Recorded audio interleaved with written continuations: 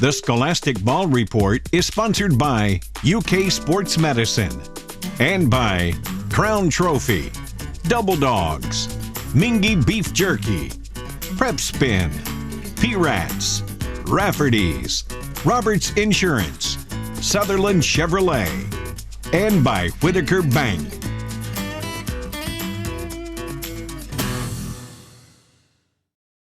Hi, I'm Gary Ball, and welcome to the Scholastic Ball Report. We have a great show for you this week. We have another feature from WKYT from around the state.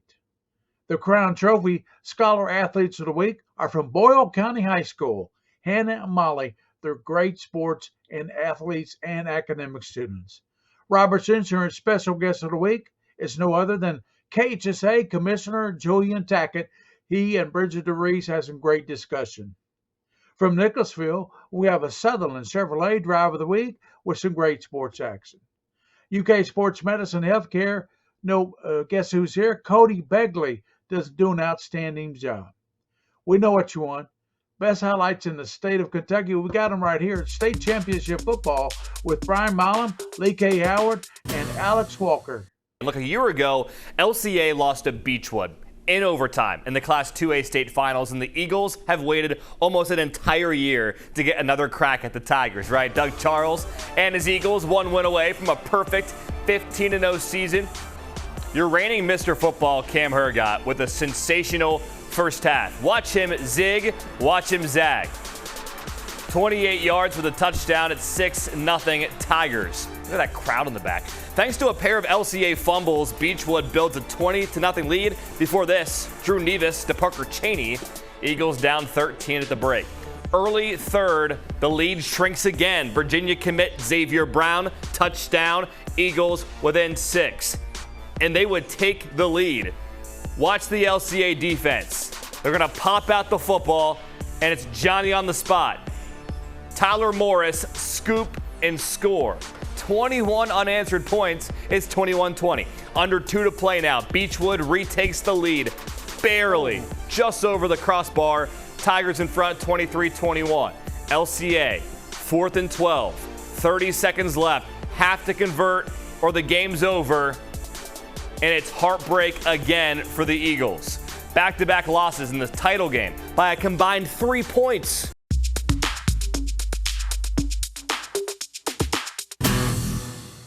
Douglas receiver Dane Key has won the Paul Horning Award given to the best high school football player in Kentucky. The UK commit catching 84 passes for 804 yards, 7 touchdowns this year. It's the second straight year a Douglas Bronco has won the Horning Award. Current UK offensive lineman Jagger Burton winning it a year ago.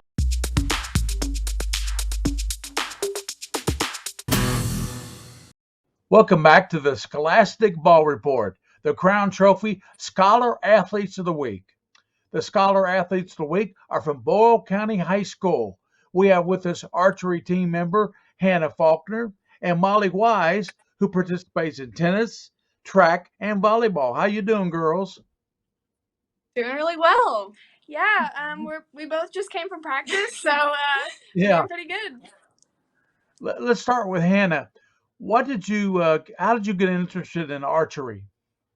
Well, actually, my sister did archery for years before I ever even thought about doing it. So once I got to middle school and there was an archery team available for me, she kind of pressured that older sister convinced me to start going to some practices, and I've loved it ever since. How long have you been participating in archery?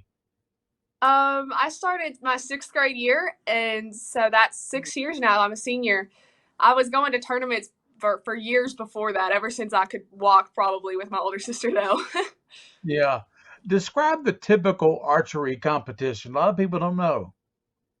Well, they're different than other sports in that, like, the audience is very quiet and it's very calm, and there's not very much cheering, to be honest. It's a lot more focused and just silent, which throws people off. But you'll have a line of archers all shooting, and it kind of sounds like popcorn because you have like 25 people shooting at the same time. So we always joke about the sound of it, but it's a lot of fun. Well, I like popcorn, so that's good. What about your academics? We know you're a great student. What makes you such a good student and athlete? I don't know. I'd have to relate that back to my family again. With my sister and my dad, have always been academics have always been super important in our family, and with my sister as my role model, I've always been able to balance archery in school. And Molly, now it's your turn. You didn't think we were just going to talk Sounds to good. Hannah, did you? As a great sports, you're very busy throughout the entire school year. How do you balance it all?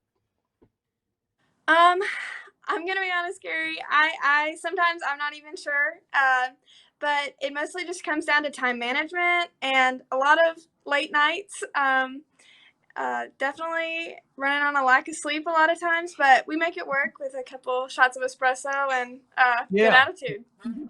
So coffee's your friend. I would have to say coffee. Coffee is a pretty good friend of mine.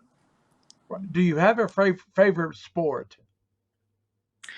Well, I would have to say it's probably track, even though it is my newest sport. But I've really developed a passion for it in the past year, and it's just brought me a lot of success, and I excel at it. So um, because I'm such a competitive person, whenever I'm doing well in a sport, it's easier to like it. You and Hannah were recently part of a broadcast team with PrepSpin, and that was very exciting. How did you get interested in broadcasting? I'll let you go first here. Actually, I wasn't even in the class associated with broadcasting, but Coach Phi, they needed some more producers, and I'm always willing to learn something new. And she told me I would be watching lots of sports, so I Yeah, signed up and started going to games. yeah. Um, and then on my side of things, I am an intern for Larry Vought's Views. Shout out, Larry. But he kind of plugged me in with Coach Phi and wanted me to get more into the sports media world.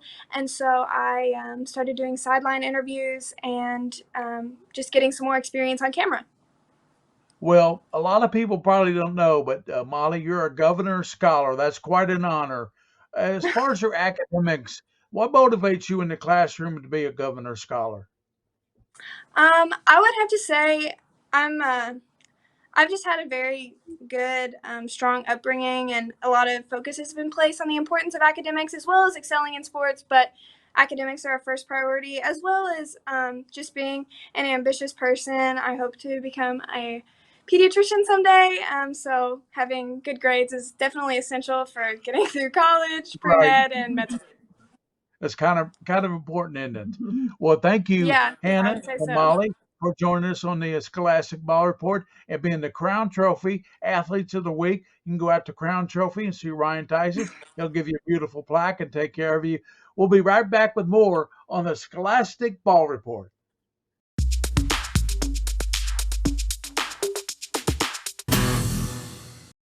Hello and welcome back into the Scholastic Ball Report as we honor the Roberts Insurance Special Guest of the Week. Our special guest this week is Julian Tackett, KHSAA Commissioner. Welcome into the Scholastic Ball Report, Julian.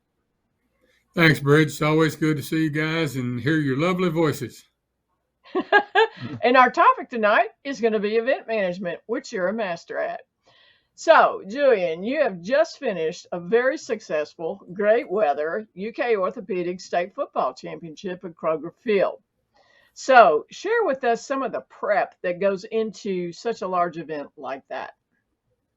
Well, for the most part, and I think you have a little recollection of this, but right after the basketball tournament, I start prepping for the football finals for the next year because, there's so many things going on. The challenge is you can do some of the logistics early, but you still don't know who your teams are until about 6 days before. So it's not like I was telling somebody this week when we were talking at the university, I said, you all can already start working on your U of L game next year because you know when you're playing and what day you're playing. And the only thing you've got to adjust is the time. We don't have a clue what two teams are playing. We've got until the week before. So it's a challenge.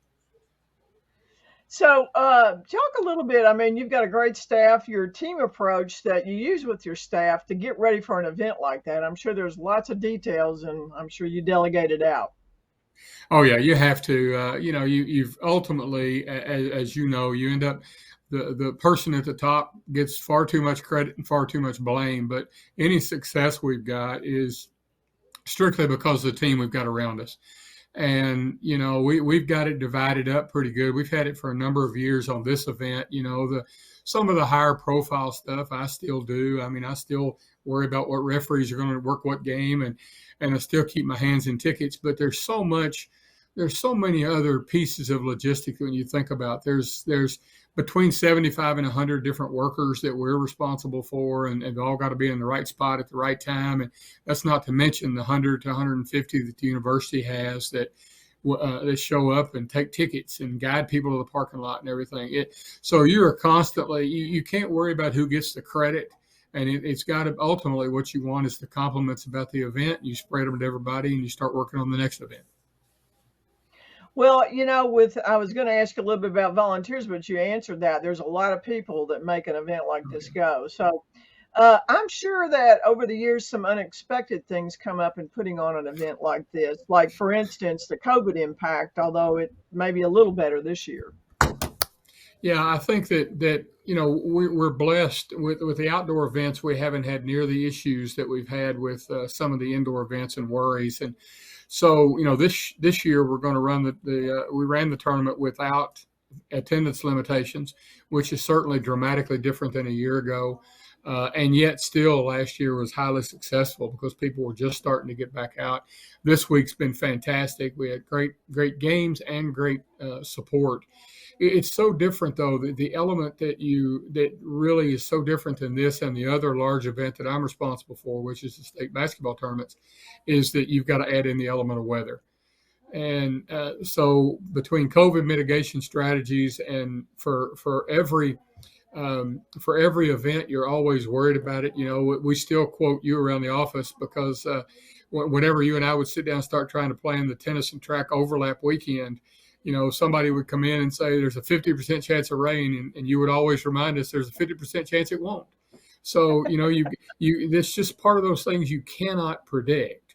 And we can go, and we all hope going into it that the weather people are all accurate, but they seldom are 100% accurate.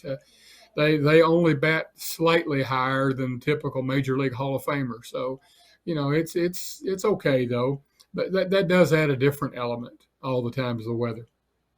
Well, it affects your income for sure. But talk about the worst weather that you've ever had for the football championship. Well, we've had everything from sleet coming down in our face to, I can remember the first time I was a young administrator at the office, and I had bought a new trench coat. I thought I'd look good in one of those Peter Falk Columbo coats. And all I remember about the teams is Paducah Tillman was one of the teams in the finals. And not only did it rain every snap, but I came home and that coat had ripples in it where it had rained so hard. I think we got 4 inches of rain that weekend at the old Cardinal Stadium and Fairground Stadium. And then we've had, we had to postpone one year. We had to postpone the event in Bowling Green because of a snowstorm. But the funny thing is, I always say that the worst vendor to have to plan for our championships is probably our novelty people, because, they look back at what you did this year and they say, oh, this year the weather was great. So next year they'll show up and they'll have sunscreen to sell or something else for outside, and it'll be a monsoon or it'll be an ice storm. The thing about playing the first part of December, and it wasn't any better when we used to play Thanksgiving weekend, is we're in this roller coaster of late fall weather. So we've had some really, really strange things happen, and a lot of it has surrounded the weather. So, you've got a great sense of humor. So talk a little bit about some of the humorous things that may have happened during the championships. Well, the football championship always gets me time to remember things that you might want to smile about. I can remember there's a picture of me that a friend of mine has shown me. The last game that was played in the old Fairground Stadium, when Matt Young, who's since been one of our assigners and now is the supervisor officials in the OVC, he was working and he calls timeout and he calls me and Red Forgy out to the middle of the field. I'm down on my hands and knees with a tack hammer and roofing nails trying to patch the turf. near midfield so we could get through the second half. The carpet was falling apart. But probably some of the funniest memories I have, I'll never forget, when I showed up in 84 for the first time as a full-time employee. I'd worked for tournaments before, but not full-time. And we locked Bob White, the Courier-Journal. We locked him into the press box because he didn't tell us he was still up there. And that was the same time that we were trying to do statistics for the first time. We had all this stuff we carried up the steps and had all these highfalutin credentials we were giving out, and it started raining. So we backed up this old black pickup truck that belonged to one of my coworkers named Bridget. And we ended up doing the press credentials distribution out of the back of the pickup so they wouldn't get wet. I mean, some of those things you think that, the young pups we've got now that do such a great job with event management, they think it's always been this way and we've always got the splash and dash of a website, and they just really do not understand how close it was to disaster. And yet you're always happy that the last thing I'll say that you're always happy with the thing nobody finds out about. The first time we went back to Freedom Hall for the state tournament after the 79 tournament, we go back down, and Jim Ruther and Jim Watkins were longtime ADs that helped us with the teams. And about midway through the first quarter, they came to me in the end zone at Freedom Hall and they said, "Where's the towels for the teams?" And it's just something that Billy or myself, neither one had thought of. And you got teams coming off at halftime, and we know they need towels. And in the middle of the second quarter, I'm driving over to the executive end to borrow some towels from their housekeeping department. And the fans and teams are none the wiser. It's like a chess game. You just like those little things that you make it work, and the fans never knew about. And you get off and wipe your brow and say, "God, we made it. We got lucky." So, that's all hilarious stuff, and I'd love to talk to you on and on and on about those good old days. But let's talk about what's your next state event coming up. Well, it's coming this week. We've got the cheer and dance championships out at Clark County High School, and that will wrap up our things that are going on in calendar year 21. But it's outstanding event at an absolutely gorgeous facility. Just this past week, I talked to two schools that were coming up they're getting ready to remodel their athletic facilities, and they came up to take a tour of Clark County just because it's a prototype of what you can do if you set your mind to it and you get your community involved. But we've got the cheer and dance, the cheer championships on Friday and Saturday, and the dance championships on Sunday. And then we'll take what I think you remember as an extremely short break before we come right back to the start of the year, and it's a downhill slide till the state basketball tournaments, and it just never really stops. And the kids play all winter long because of the basketball tournaments. And if we can get our fans and our communities together and finally get rid of this COVID stuff, we can have a great winter sports season. Everybody seems very excited to get back out to sporting events. We were worried about what would happen after the pandemic, but so far the public's been extremely supportive. Well, there's always something fun going on at the KHSAA, and people just need to get on the KHSAA website at khsaa.org and just see what's coming up next and attend these events, because they are worthwhile, and you just never get sick of seeing kids participate and try to do their best. So thank you, Julian, for being on the Scholastic Ball Report. That's always Julian Tackett. Always glad. I know, and we'll have to get you back on again for sure, because there's more stories that we need to tell, and the public need to find out about what really goes on behind the scenes. Absolutely. So thank you again for being with us. That's Julian Tackett doing great work at the KHSAA for the student athletes in the state of Kentucky. That's the Robert Insurance Special Guest of the Week. We'll be right back for more on the Scholastic Ball Report.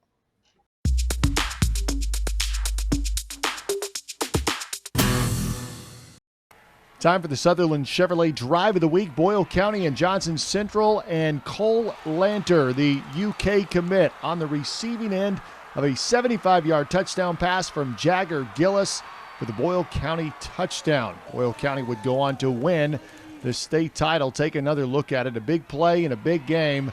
Gillis to Lanter. That is your Sutherland Chevrolet Drive of the Week.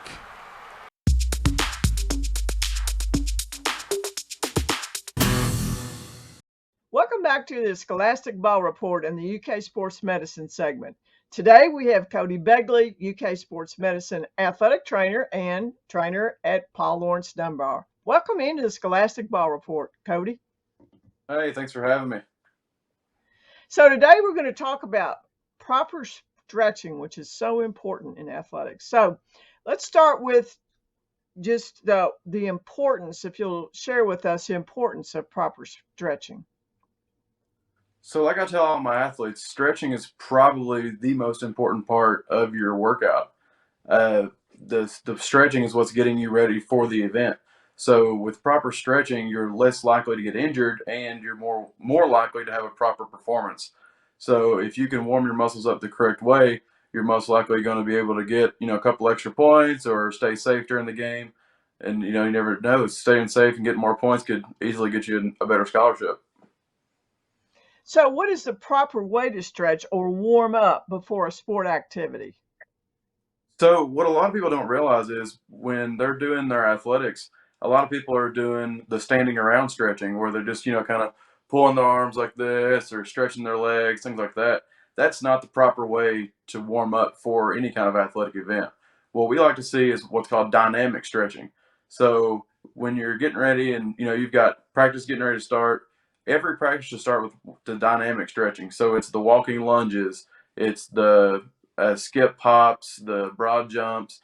It's any kind of activity you would normally do just at a slower rate to get the muscles used to what they're getting ready to do. And that's going to get your nerves firing, that's going to get your muscles loose and prepare them for what's about to happen. The other kind of stretching where you're just kind of pulling the muscles, what's called static stretching. What we like to see with that is post-performance or after your practice, things like that. That's when you want to do the static stretching so that it helps cool those muscles down while also it's keeping them elongated to where they're still staying warm, but they're getting that cool down that they need. So what are some tips for, warming up and stretching during the colder seasons, especially outdoors? So that's definitely one of the things I wanted to talk about because a lot of our athletes over at Dunbar and at UK, during these colder months, some are outside, some are inside. What I tell the outside people and the inside people alike is dress in layers. The more layers you can wear, the more prepared you're going to be for your practice. So if you can, from that walk from the car to your practice, if you can start with your warm up technically there by getting a little bit of a sweat going, you're already going to be warm by the time you get there. So whenever you do start your warm ups, you already got, a little bit of an advancement on everybody else. So even your indoor sports, I see people all the time getting out of their car and they'll have, shorts and a t-shirt on to run into the building real quick and then try to start practice because they're running late. So one of the biggest tips other than layering I tell people is get to practice early. Get there 5-10 minutes early. That way you can get inside and your body can adjust to the temperature of the gym or adjust to where you're going to be outside. That way you can go ahead and, start getting that little bit of an extra sweat going before, you actually start your practice. The other thing I like to tell people is warm up in your layers. That way you're supposed to be good and sweaty when practice starts. You should already, have those layers on, get that good sweat in, and then you can always, pull a hoodie off or take your sweatpants off and then have your shorts and your jersey on and be ready to go that way. By the time you 5 minutes in your warm up with all those layers on, you're going to have a good sweat going. That's great information. Do you have any resources that you could share where you could find out this information? One of the biggest things, and I really do hate to say this, Google can be your best friend. So if you can, get on Google and type in proper stretching techniques for baseball players, there's what's called the thrower's 10. So you can type that into Google, and it's going to pull up a bunch of lists for you. Anything that ends in .org, .edu is usually a pretty reliable source. If it ends in .com, it just means it's somebody's opinion. From what I've read, you can always look at the National Athletic Trainers Association. They have tons of resources there. UK puts out a lot of information, or even talking to your local athletic trainer or, the UK Sports Medicine Walk-In Clinic. If you're just looking for information, that's a great place to start. Well, thank you, Cody, for that important information on the importance of stretching for all sports activities. That's Cody Begley from UK Sports Medicine and Healthcare, keeping us healthy and safe for all high school sports activities. Thanks for being with us, Cody. Thanks for having me. We'll be right back for more on the Scholastic Ball Report.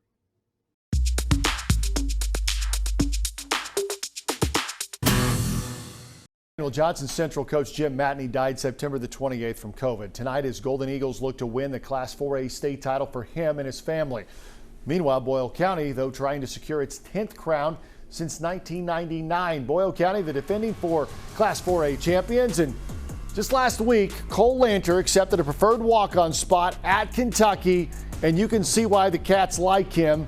On his future field, that's Kroger Field. There goes Lanter, 75 yards. He's going to the touchdown, and the Rebels have a 6-0 lead after a missed extra point. Yeah, Justin Haddock says, yeah, give me more of that. Early second quarter, Boyle County extends its lead. Gillis, that's Jagger Gillis, the QB1, 5-yard house call. Rebs up 13-0 at the half. Gillis, 4 total touchdowns tonight. Get this, how balanced this was. 131 yards passing, 131 yards rushing. And there's one of his long rushes right at Brian Milam's camera. That sets up this. Gillis, the quarterback sneak for another touchdown. How about Jagger with the dagger? Boyle County state champs for the 10th time in school history, 30-13 the final. Well, that's the show for this week. Join us next week for another great high school sports show and highlights.